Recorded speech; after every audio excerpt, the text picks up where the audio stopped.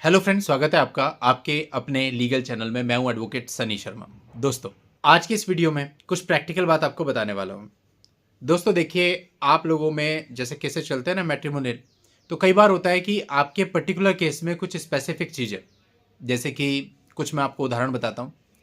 एक मामला ऐसा आया था जिसमें जो वाइफ थी ना, उसको कुछ ऐसी प्रॉब्लम थी कि वो रात में एबनॉर्मल बिहेव करती थी। तो उसके बिहाफ पर जो है एक डाइवोर्स का केस फाइल किया गया था। एक ऐसा मामला आया था जब वाइफ कैमरे में कैप्चर हो गई थी खाने में कुछ गलत चीज़ें मिलाते हुए, तो उसके बेसिस पे डाइवोर्स फाइल किया गया था। एक ऐसा मामला आया था जहां पर जो बच्चा है वो किसी और से है, इसका कुछ साइंटिफिक प्रूफ पति के पास था। एक इस प्रकार का केस आया था जहां पर बच्चे के एबॉर्शन का आरोप पति और उसके परिवार वालों पर लगाया गया था, लेकिन जो पत्नी की प्रेगनेंसी थी वो टेक्निकल थी, उसके आधार पर वो एबॉर्शन हुआ था। तो दोस्तों, इस प्रकार के टेक्निकल मामले कई बार हमारे सामने आते हैं। अब होता क्या है कि इस प्रकार का मान लेते हैं आपका कोई मामला है, उसमें कुछ ऐसी कंडीशन है ना, कुछ स्पेसिफिक है, और आप खूब सर्च कर रहे हैं, डेफिनेटली आपका केस चल रहा है तो आप सर्च करेंगे।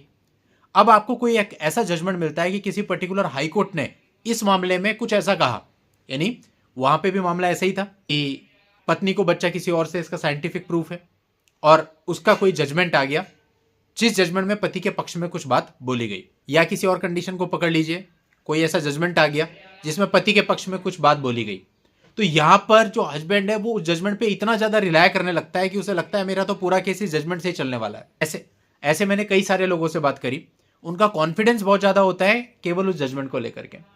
उन्हें यह भी नहीं पता होता कि जजमेंट की तरफ कोर्ट देखेगा भी या नहीं, क्योंकि कोई आपका केस अभी हाई कोर्ट सुप्रीम कोर्ट में तो चल नहीं रहा है। इनिशियली तो आप फैमिली कोर्ट में ही हो ना, डीवी एक्ट या बाकी के केस है तो मैजिस्ट्रेट कोर्ट में ही हो। तो आप में से बहुत सारे लोगों को पता है कि जो वो जजमेंट वहां पर रखे जाते हैं, दिए जाते हैं, उनकी तरफ कितना ध्यान कोर्ट देती है और उनको कितना कंसिडर किया जाता है। बहुत ही रेयर मामलों के अंदर ऐसा होता होगा कि लोअर कोर्ट उसको कंसिडर करे, वरना लोअर कोर्ट अपने विवेक से ही जो करना होता है वो करती है। और इवन वो जजमेंट भी जो आप देख रहे हो, वो जजमेंट भी हाई कोर्ट का है या फिर ऑनरेबल सुप्रीम कोर्ट का है, इसका सीधा सा मतलब हुआ कि उस मामले में वहां पे भी लोअर कोर्ट ने ऐसा कुछ भी कंसिडर नहीं किया था। जब बंदा हाई कोर्ट में गया तो वहां हाई कोर्ट ने उस चीज को कंसिडर किया। बट आप क्या एक्सपेक्ट कर रहे होते हो कि वो जजमेंट अगर आप यहां पे लगा दोगे लोअर कोर्ट में तो आप जीत गए? ऐसा बिल्कुल भी नहीं है। ठीक है, आपको जजमेंट मिल गया, थोड़ा बहुत आपको एक वो होना चाहिए कि यहाँ पे हमारे पास जजमेंट है, जब हम आर्ग्यू करेंगे तो जजमेंट को लेकर के भी कोर्ट को बताएंगे, कोर्ट को कन्विंस करने की कोशिश करेंगे, वहां तक तो ठीक है। बट जब आप ओवर कॉन्फिडेंस हो जाते हो just on the basis of that judgement कि ये जजमेंट मेरे पास है तो बस सब मेरे फेवर में आना है, फिर आपको धक्का लगता है जब चीजें आपके फेवर में नहीं आती है। तो इतना ज्यादा आपको रिलाय नहीं करना है। और कई बार तो ऐसा भी देखा गया, ऐसा कोई जजमेंट हाथ में आ गया तो आदमी बाकी हाथ पैर मारना ही छोड़ देता है, वो बस उसी जजमेंट पे बैठ जाता है कि मेरे पास तो ये जजमेंट है, मैं इसी पे आर्ग्यूमेंट करूंगा। तो ऐसा नहीं है। आप अपनी मेरिट को पक्का करो, ऐसे जजमेंट तो आते रहते हैं और जाते रहते हैं, इन पे इतना ज्यादा भरोसा करना ठीक नहीं है।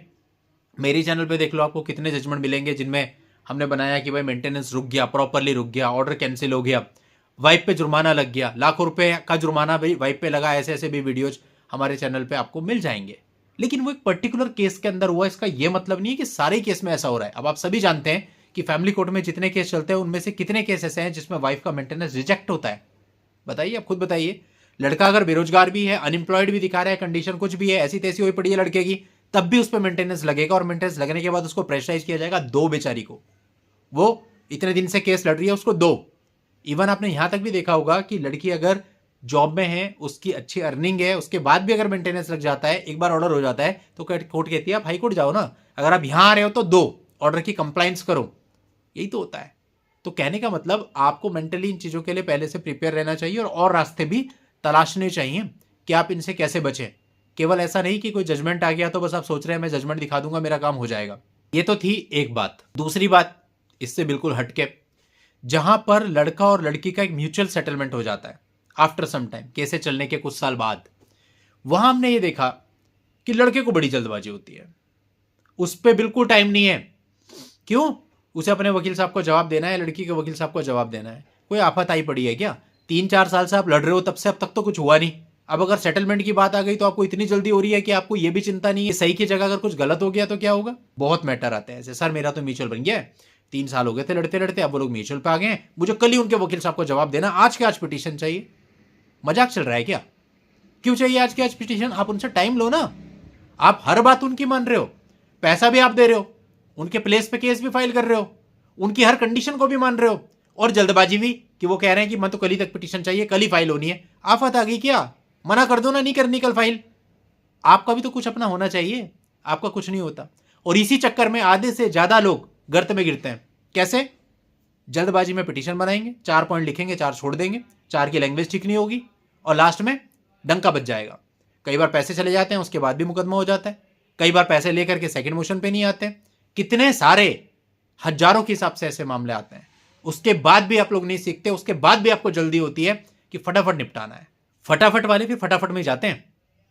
हमेशा ध्यान रखो, अगर आपको पिटीशन बनानी है, आपको पिटीशन रिव्यू करनी है, आप टाइम लो ना उनसे, हम अपने वकील साहब को दिखाएंगे, उसके बाद उनके इनपुट लेंगे। जब हम सेटिस्फाई हो जाएंगे तब पिटीशन आपको भेजेंगे। हफ्ते भर का टाइम चाहिए।